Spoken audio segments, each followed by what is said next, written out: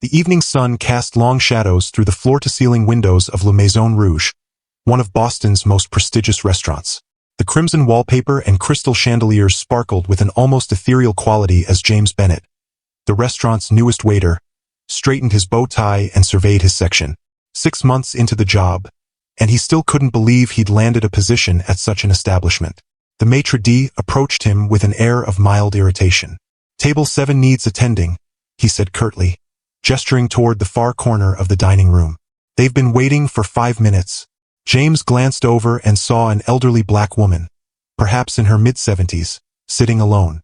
She wore a simple navy dress and a pearl necklace that had seen better days. His lip curled slightly. This wasn't the usual Le Maison Rouge clientele, and he had a sinking feeling she'd wandered in without realizing the caliber of the establishment. Perhaps she'd be more comfortable at the diner down the street, James muttered to himself, but made his way over nonetheless. The woman sat with perfect posture, her weathered hands folded neatly on the pristine white tablecloth. As James approached, she looked up at him with warm brown eyes that seemed to hold decades of stories. "Good evening," she said, her voice soft but clear. "I'd love to see the wine list." James hesitated. "Ma'am, our wines start at $200 per bottle. Perhaps I could direct you to somewhere more suitable." The woman's expression didn't change, but something flickered in those deep brown eyes. "Young man," she said quietly, "I've been coming to this restaurant since before you were born. The wine list, please." James shifted uncomfortably. "I'm sorry, but I need to be frank.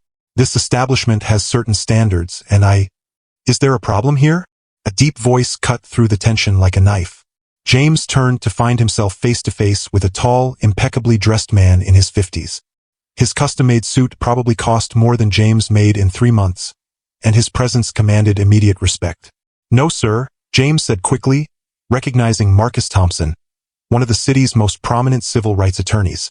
"I was just explaining to this woman that—" "This woman," Marcus interrupted, his voice carrying across the now-silent restaurant, "is Dr. Eleanor Thompson, Professor Emeritus of Constitutional Law at Harvard Law School. She was the first black woman to argue a case before the Supreme Court, and she happens to be my mother."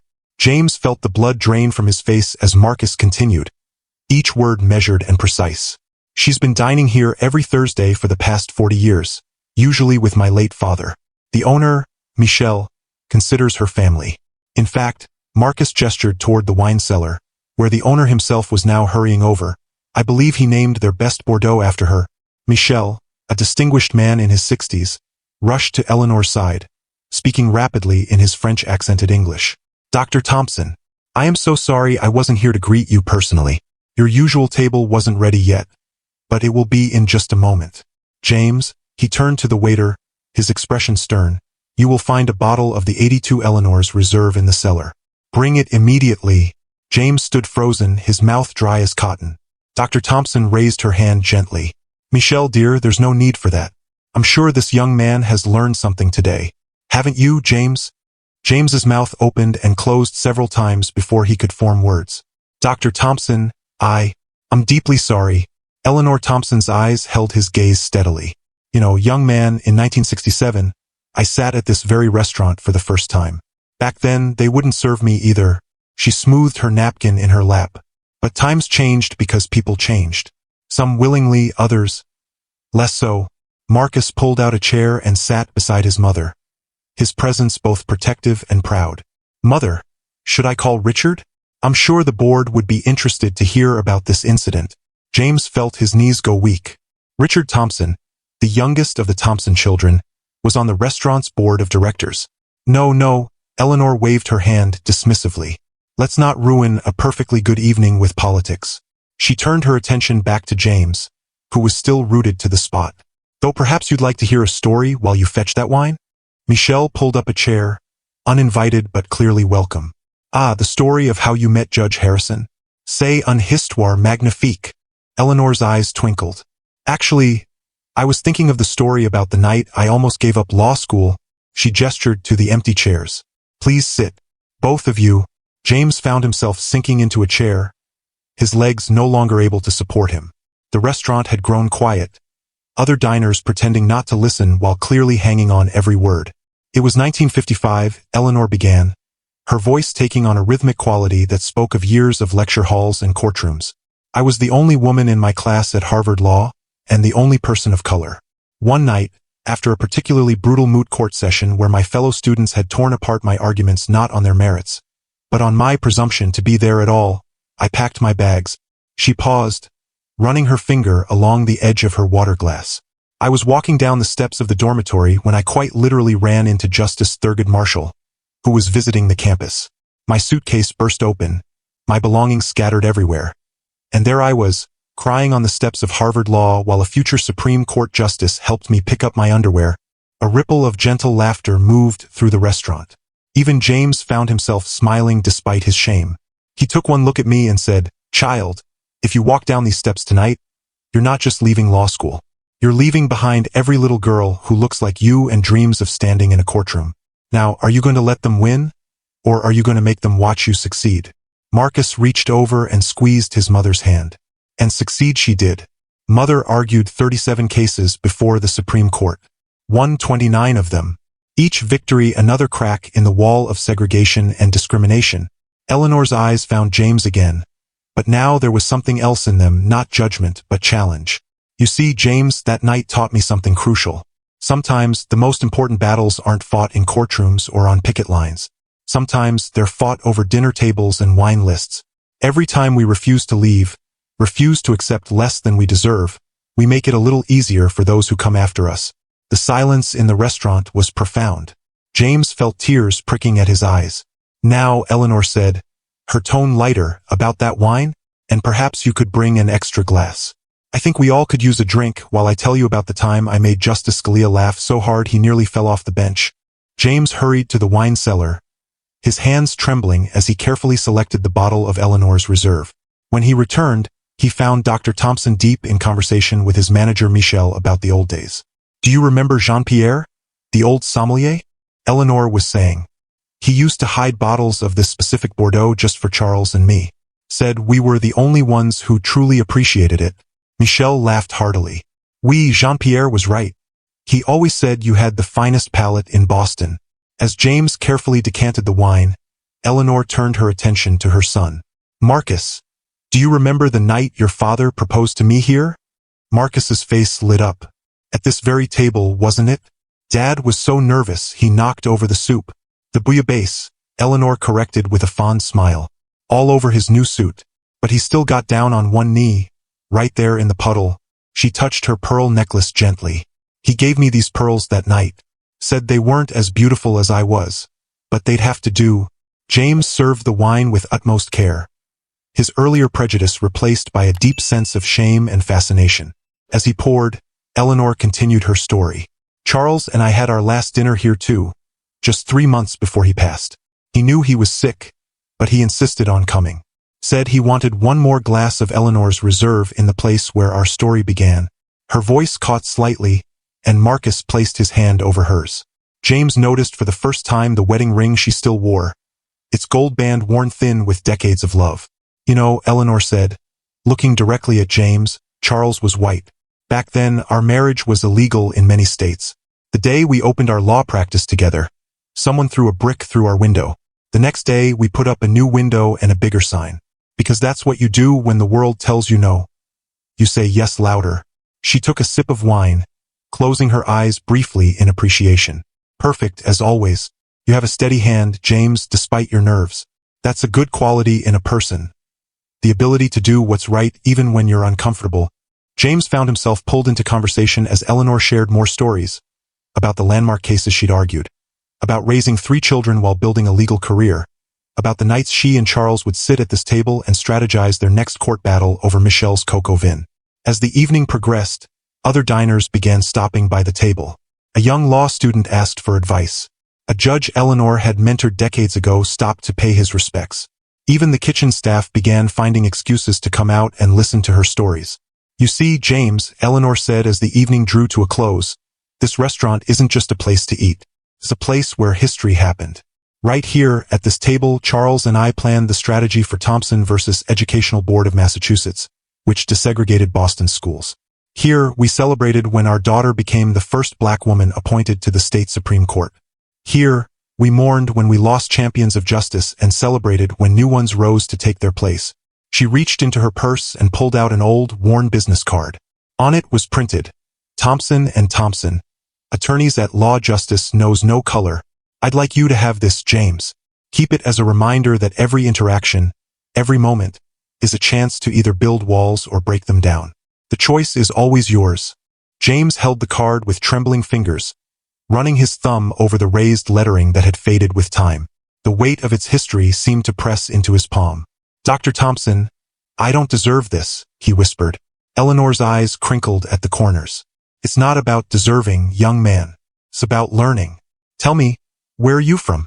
South Boston, James replied, his voice small. My father, he always said people should stick to their own kind. That's how I was raised. Ah, Eleanor nodded, understanding dawning in her eyes. And yet here you are, working in a French restaurant, serving people from all walks of life. That's already a step beyond what your father might have imagined for you. Isn't it? James had never thought about it that way. I suppose it is. You know, Eleanor continued, swirling the last of her wine thoughtfully, when I first started practicing law, I had a client, a white woman who'd lost her children in a custody battle because she'd married a black man. Her own parents testified against her in court. She paused, letting the weight of that sink in. Years later, those same parents came to my office, asking for help to reconnect with their grandchildren. People can change, James. Sometimes they just need a reason to. Marcus, who had been quiet for a while, spoke up. Mother, tell him about the judge in the Birmingham case. Eleanor's face lit up with the memory. Oh yes, Judge Peterson. Now there was a transformation for the books. When I first appeared in his courtroom in 1968, he refused to hear my arguments, said he wouldn't have a colored woman addressing his court. 6 years later, he officiated at my daughter's wedding. What changed him? James asked, genuinely curious now. Time, persistence, and perhaps most importantly, the realization that his own prejudices were costing him the opportunity to be part of a changing world. Eleanor straightened her napkin. He told me years later that watching me argue cases in his courtroom had been like watching his own ignorance crumble, piece by piece.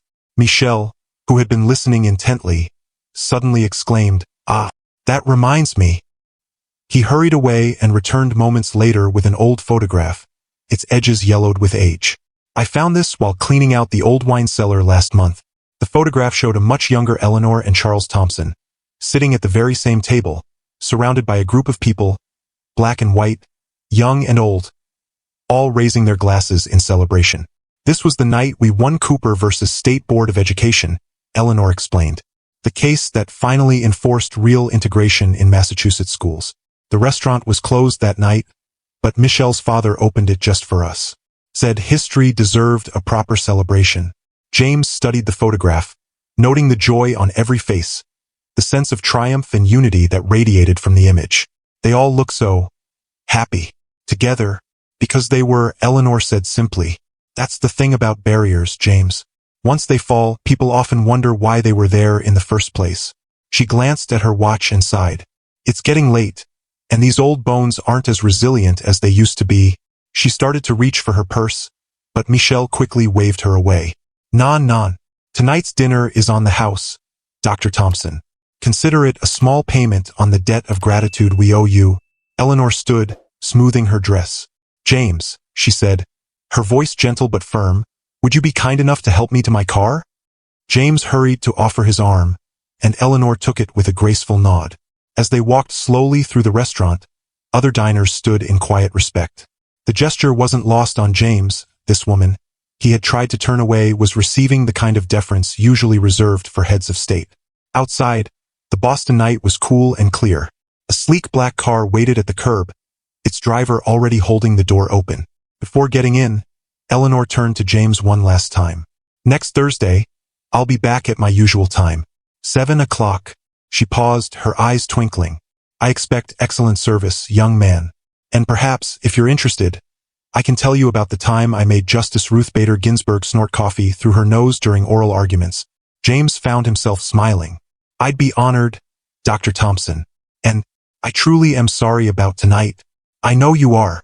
She patted his cheek gently, the way a grandmother might. Sometimes the hardest lessons are the ones we remember best. Now, I have a favor to ask of you.